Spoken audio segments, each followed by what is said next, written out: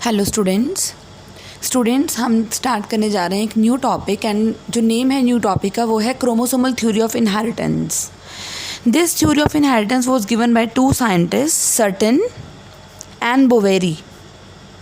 Certain and Boveri ने 1902 में ये थ्योरी दी थी, लेकिन 1900 में तीन साइंटिस्ट उन्होंने इंडिपेंडेंटली वर्क करा था। साइंटिस्ट का नेम था ह्यूगो डिवारेस,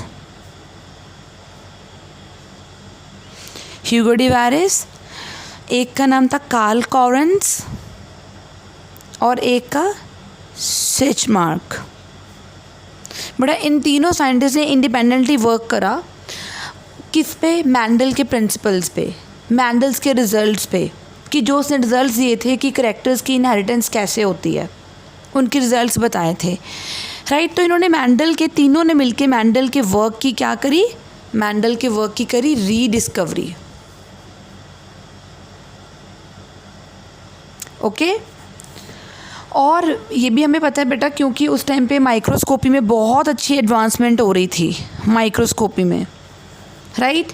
माइक्रोस्कोपी की इतनी अच्छी एडवांसमेंट होने के कारण साइंटिस्ट बस बहुत केयरफुली सेल डिवीज़न को स्टडी कर पा रहे थे। इवन सेल की स्ट्रक्चर को, न्यूक्लियस की स्ट्रक्चर को बहुत अच्छा स्टडी कर पा रहे थे। उन्होंने देखा कि न्यूक्लियस के अंदर क्या प्रेजेंट होते हैं?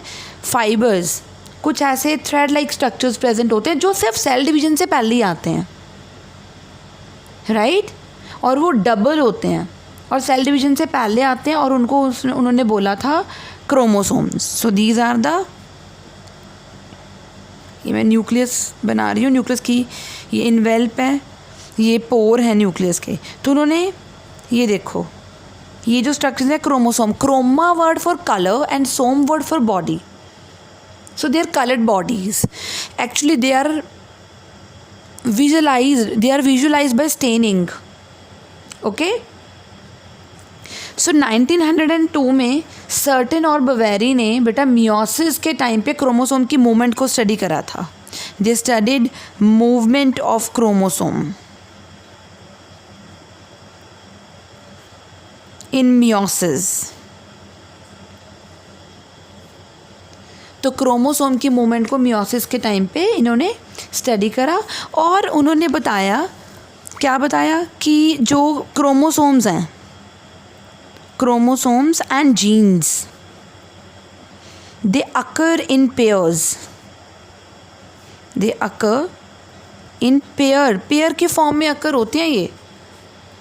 जैसे गेमीट है, गेमीट में होमोलोगस क्रोमोसोम्स में से दो होमोलोगस क्रोमोसोम्स में से एक ही आएगा, तो जीन भी एक आएगी। तो बिहेवियर, इनका बिहेवियर नोट करा, राइट। तो ऐसा करते हैं, हम अपना पिछला कुछ चीज़ें रिकॉल करते हैं, याद करते हैं जो हमने +1 में पढ़ी हुई हैं, राइट। तो देखो +1 में हम ये सेल साइकिल की बात करेंगे। सेल साइकिल सबने पढ़ा होगा। सेल साइकिल के main 2 phase, cytokinesis, karyokinesis. Karyokinesis के आगे हम बात करते हैं इंटरफेज की और एम फेज़ की। इंटरफेज प्रिपरेटरी फेज़ होता है जिसमें G1 phase, S phase, G2 phase होता है। तो G1 फेज़ में देखो ये हमारे पास क्रोमोसोम थ्रेड्स पड़े हुए हैं, राइट। ये ऐसी मास मैंने थोड़ा दिखा दिया, डिस्टिंक्ट कर दिया। देखो इसको पूरा सॉलिड बना दिया, इसको होलो कर दिया, इसको लाइनिंग कर दिया और इसको डॉटेड बना दिया, ताकि आपको क्लियर हो सके कि मैं आपको क्या बताने जा रही हूँ।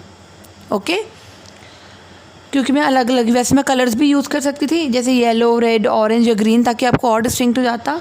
तो मैं बात कर रही हूँ अभी यहाँ पे, तो ध्यान दो। G1 फेज़ में हमारे पास ये होमोलोगस पेयर है और ये एक होमोलोगस पेयर है। G2 फेज़ में, क्योंकि G1 और G2 के फेज़ बीच में कौन सा फेज़ निकल चुका? S phase.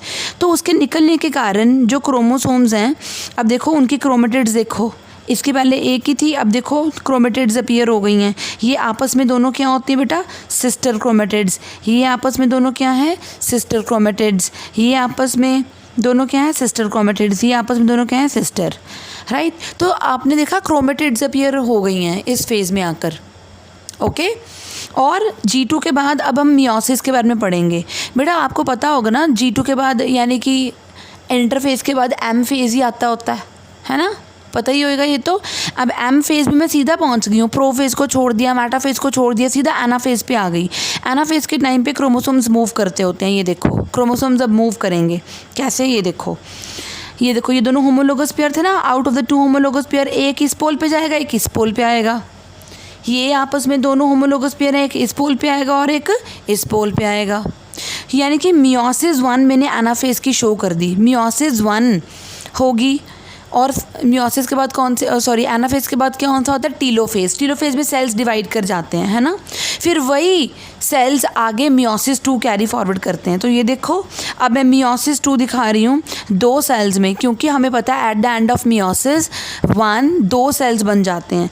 तो मैं मियोसिस 2 की स्टेज जो दिखा रही हूँ वो है एनाफेज़। अब ध्यान से देखो, आपको ये पता होगा, अपने +1 में पढ़ा भी होगा कि मियोसिस 1 यानी कि एनाफेज़ के टाइम पे, एनाफेज़ ऑफ मियोसिस 1 के टाइम पे क्रोमोसोम अलग होता है, वेयर एज मियोसिस 2 के एनाफेज़ में क्रोमेटिड सेपरेट होती है। अब देखो क्रोमेटिड सेपरेट होगी, ये देखो ध्यान से, ये देखो ये इस पोल पे, इसमें से ये एक पोल पे, इस पोल पे जाएगी ये दोनों, ये देखो ये इस पोल पे आएंगे। और हमारे पास at the end of meiosis 2 कितने सेल्स बन जाते हैं, 1 2 3 4, वो क्या बन जाते हैं हमारे जर्म सेल। सो देखो ये एक सेल बन जाएगा, ये एक सेल बन जाएगा, ये एक सेल बन जाएगा और ये एक सेल बन जाएगा, right. So during metaphase of meiosis 1 these 2, अगर मैं मेटाफेज की बात करूँ तो बेटा सारे के सारे क्रोमोसोम्स हमें पता है ना, वो इक्वेटर पे आ जाते होते हैं, वो इक्वेटोरियल प्लेट बना देते होते हैं, राइट। चलो मैं ऐसा करती हूँ, आपको एक और पॉसिबिलिटी दिखाती हूँ क्या क्या हो सकता है। ये देखो नाउ, अब ये देखो ये वही क्रोमोसोम्स हैं, होमोलोगस क्रोमोसोम्स। अब मैंने ऐसे ले लिए, ओके, वो कोई बात मैटर नहीं करती। ये स्ट्रिप्स वाला है और ये डॉट्स वाला है, ये सॉलिड है, ये होलो है, मैंने शो कर दिया ऐसे। तो ये देखो यहाँ पे मैं दिखा रही हूँ आपको पॉसिबिलिटी 1 कि क्या हो सकता है। देखो एक ये और एक ये एक पोल पे जाएंगे, एक ये और एक ये एक पोल पे जाएंगे ड्यूरिंग एनाफेज ऑफ मियोसिस 1। क्योंकि बेटा हमें पता है ना, मियोसिस 1 में एनाफेज के टाइम पे क्रोमोसोम सेपरेट होता है, तो क्रोमोसोम सेपरेट हो ही रहा है, राइट। अब मियोसिस 2 के टाइम पे क्रोमेटिड सेपरेट होती है। अब देखो इसमें से ये निकलेगी हाफ ऐसे, ये देखो हो गई, ये भी हो गई, ये हो गई ये होलो वाली, और ये डॉटेड ये भी हो गई।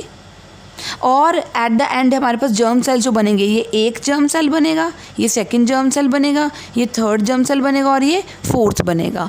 अब देखो मैंने पॉसिबिलिटी सेकंड कैसे लगाई है, मैंने क्या करा, अब इसको ये बोला कि देखो ये तो मैंने सेम रख दी होमोलोगस क्रोमोसोम्स, एक डॉटेड वाला इधर है, राइट, और दूसरे वाला इधर है बेटा, क्योंकि मेटाफेज प्लेट पे तो सारे सेंटर पे होते हैं।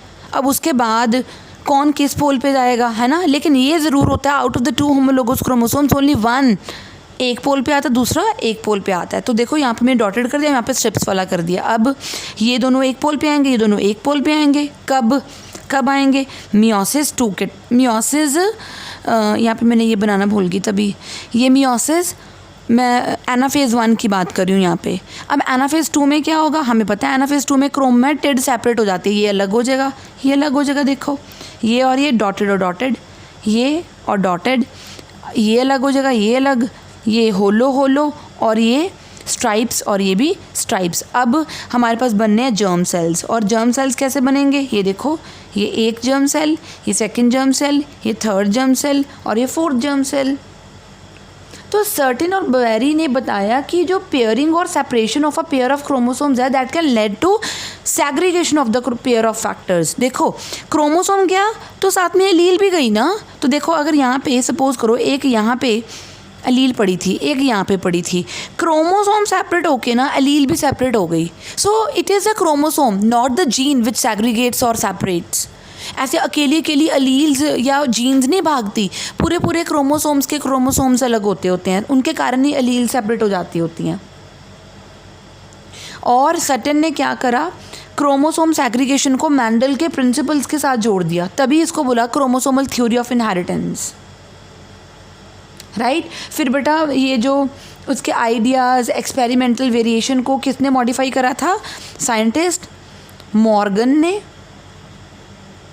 आगे इसको और डिटेलिंग में डिस्कस करा था, वेरिफिकेशन करी थी इसकी, right.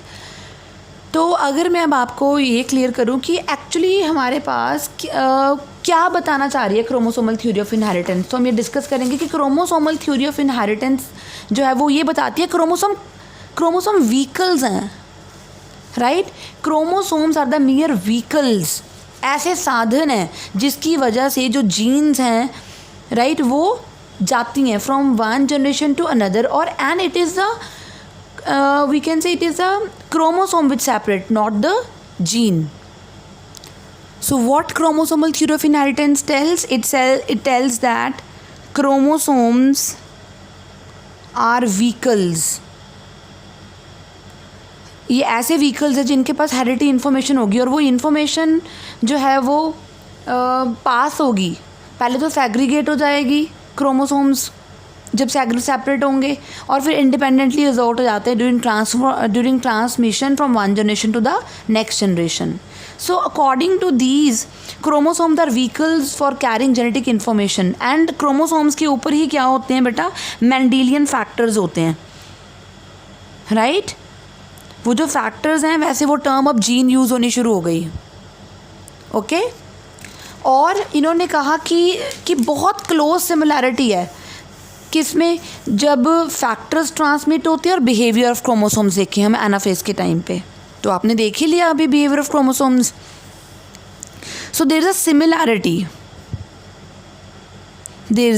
Similarity between the transmission of genes, या हम फैक्टर्स बोलने बेटर रहेगा, transmission of factors and behavior of chromosomes, okay। so उन्होंने अल्टीमेटली ये कह दिया जो क्रोमोसोम्स होते हैं, they are the carriers of heredity information. Chromosomes are the carriers of heredity information. So उन्होंने ये भी कहा it is a chromosome which segregate, not the genes. Chromosome ही अलग होता है तो जीन उसके साथ ही चली जाती है, वो जीन उसके ऊपर ही होती है, राइट। और मैंने बताया था आपको अभी कि chromosomal theory was modified, it was modified by scientist Bridges, Morgan,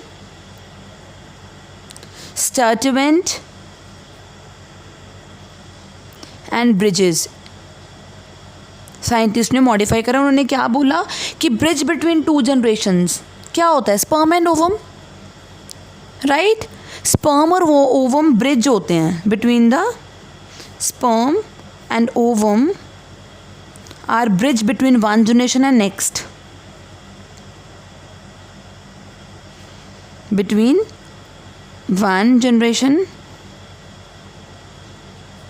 and next,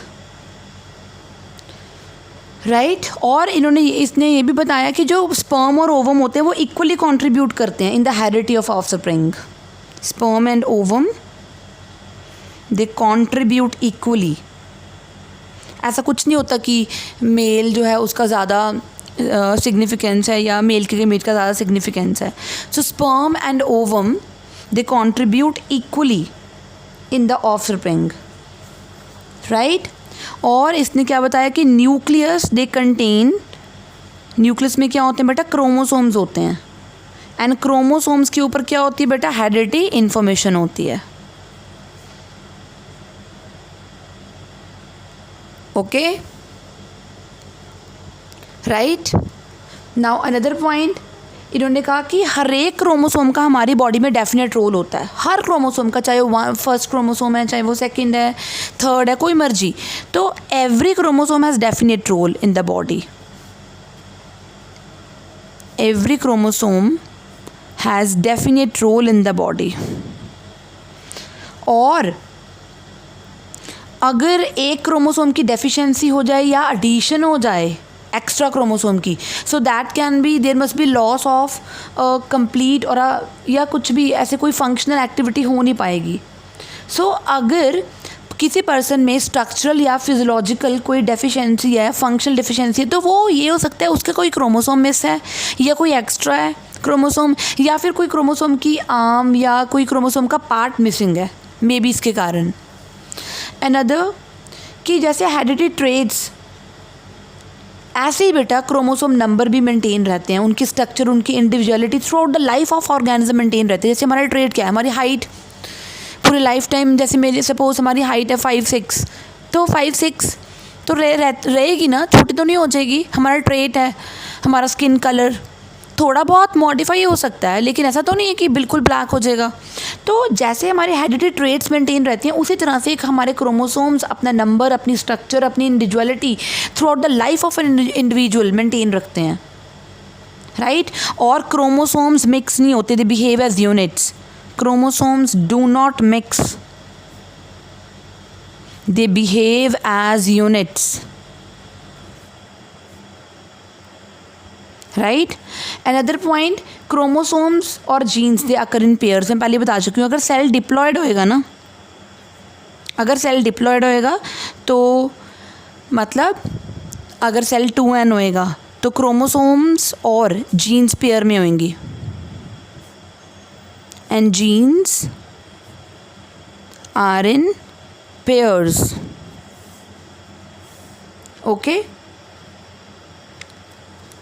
और बेटा अगर मैं गैमीट की बात करूं, मतलब हैप्लॉइड सेल की बात करूं अगर मैं, तो क्या होगा? अगर मैं हैप्लॉइड सेल की बात कर रही हूँ तो out of the 2 homologous chromosome एक ही आता होता है। तो मैं ये कह सकती हूँ अगर एक गैमीट आ रहा है आउट ऑफ द 2 तो जीन भी तो एक ही आएगी, right? So in a gamete or haploid cell, only one chromosome of a type it comes, and only one of the 2 alleles of a character ही आएगी, only one, right? तो fertilisation अब अगर gametes की होएगी तो बेटा फिर क्या होगा? फिर मैंडेलियन जो फैक्टर्स हैं वो पेयर हो जाएंगे। तो देखो अगर फर्टिलाइजेशन हो गई स्पर्म एंड ओवम की, तो उनके जो क्रोमोसोम है पेयर कर जाएंगे ना। ये देखो पेयरिंग हो गई। अब पेयरिंग होगी तो अब ये वाली अलील और ये वाली अलील, अब अलील्स भी पेयर हो गई। तो there is a parallelism between the gene and the behaviour of the chromosomes, right. और इसने ये भी कहा कि जो होमोलोगस क्रोमोसोम्स है ना, वो मियोसिस के टाइम पे साइनेप्सिस शो करते हैं। जैसे ये है हमारे पास, ये होमोलोगस क्रोमोसोम्स हैं, तो होमोलोगस क्रोमोसोम्स जो हैं वो ज्वाइन हो जाते हैं और फिर अपना मटेरियल एक्सचेंज करते हैं। ये आपने सारा +1 में पढ़ रखा है कि आज मेटा फॉर्मेशन हो जाती है। So homologous chromosome synapse during meiosis and get and then separate independently, फिर सेपरेट भी हो जाते हैं, राइट। तो फिर सेग्रीगेट हो जाएंगे और इंडिपेंडेंटली रिजॉर्ट करेंगे हमारे फैक्टर्स भी, जो उनको हम जीन्स बोलते हैं। अब and the sex of the individual क्या होगा? that is determined by the specific sex chromosomes. So sex chromosomes they determine the sex.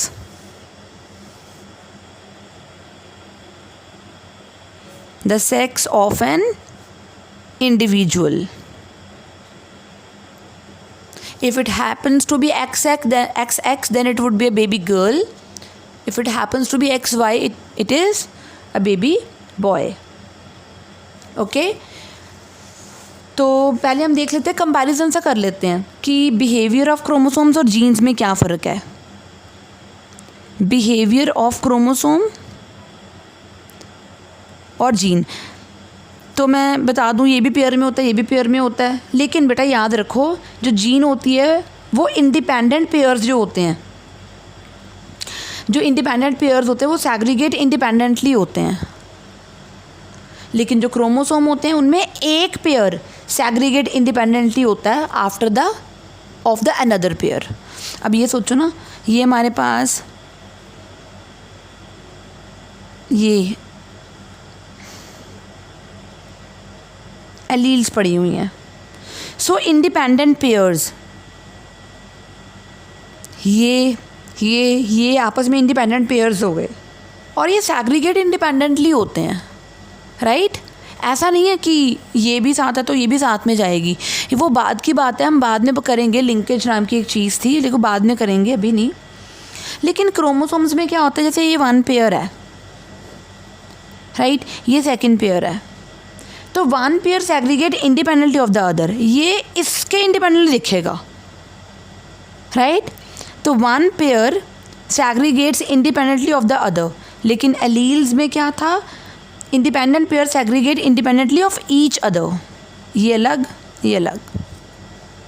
Okay तो अब हम बात करेंगे parallelism between the genes and the chromosomes.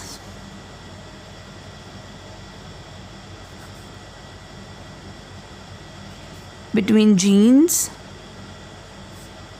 And chromosomes. पहली बात, chromosomes और जीन्स या मेंडल के फैक्टर्स दोनों ही ट्रांसमिट होते हैं from one generation to another without any change, alter नहीं होते, राइट। अगर मैं कह दूँ मैं कोई ट्रेट रिप्रेजेंट करवाने जा रही हूँ तो वो मैं एक मेंडेलियन फैक्टर से बता दूंगी, है ना। सपोज मेरे पास एक ट्रेट है, सपोज टॉल, राइट, तो trait is represented by only one Mendelian factor, ये सपोज। सिमिलरली गेमीट में क्या होता है बेटा, गेमीट में भी out of the 2 homologous chromosome single chromosome ही होता है। हर एक ऑर्गेनिज्म के पास बेटा सोमैटिक सेल्स भी होते हैं बॉडी में, राइट, और सोमैटिक सेल्स जो हैं उनके पास होमोलोगस क्रोमोसोम्स भी होते हैं, और 2 होमोलोगस क्रोमोसोम के ऊपर एक एक अपनी अपनी क्या होएगी, एलील होएगी, राइट, उस जीन के लिए। और मियोसिस के टाइम पे ये दोनों क्या हो जाते हैं बेटा, सेपरेट हो जाते हैं। During meiosis both the members of chromosome pair as well as the allele pair, दोनों क्रोमोसोम भी एलील पेयर भी, ये क्या हो जाते हैं बेटा, सेपरेट हो जाते हैं, right, and pass on to different gametes. Okay और फर्टिलाइजेशन के टाइम पे नॉर्मल जो नंबर होता है क्रोमोसोम्स का वो रीस्टोर हो जाता है और एलील्स भी रीस्टोर हो जाती हैं। So there is a parallelism between the behavior of chromosome and segregation of Mendelian factors. Okay? तो इसके लिए क्रॉस थोड़ा सा, सपोज ये प्लांट टॉल और ये ड्वार्फ, तो मैं टॉल के लिए देखो मैं क्रोमोसोम्स दिखा देती हूँ अभी। ये क्रोमोसोम्स होमोलोगस, ये कैपिटल टी, ड्वार्फ के लिए ये स्मॉल टी ये वाला, ठीक है। तो अब हमें पता है ना क्या बनते होते हैं गेमीट्स। देखो पहले इंडिविजुअल पूरा डिप्लॉयड था तो उसमें 2 फैक्टर्स थे, लेकिन जैसे गेमीट बना तो क्रोमोसोम एक एक हो गया और एलील भी एक एक हो गई, इधर भी स्मॉल टी। अब देखो फ्यूजन हो गई, इसकी इसके साथ, इसकी इसके साथ, कोई भी ले लो कॉम्बिनेशन तो सबके में सेम ही बनना है, कैपिटल टी स्मॉल टी। अब देखो जैसी फर्टिलाइजेशन हुई तो रीस्टोर हो गया, ये देखो नॉर्मल क्रोमोसोम भी है, नंबर भी आ गया और एलील्स भी 2 हो गई, राइट। तो ये बताता है कि हमें कि there is a parallelism between the behaviour of the chromosomes and between the factors. Okay यही चीज़ आप इंडिपेंडेंट असॉर्टमेंट में भी लगा के देख सकते हो, जब तक गेमीट्स बनते हैं तब तक बना लेना बस। तो स्टूडेंट्स यहाँ तक होगी हमारी क्रोमोसोमल थ्योरी ऑफ इनहेरिटेंस। इसके बाद का लेक्चर हम अपनी नेक्स्ट वीडियो में करेंगे।